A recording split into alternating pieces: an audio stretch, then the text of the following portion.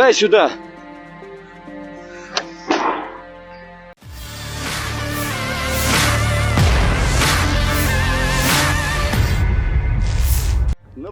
Di aplikasi perpesanan Telegram pada Rabu 29 Maret 2023, sebuah video sedang hangat diperbincangkan warganet.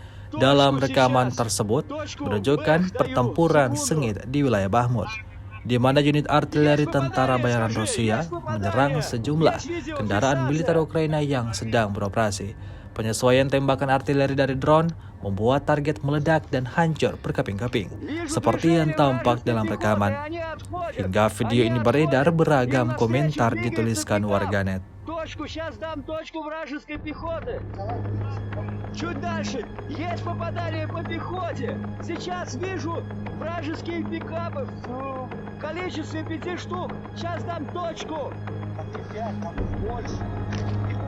8 вражеских пикапов и танк. Там крупный накат. Даю точку.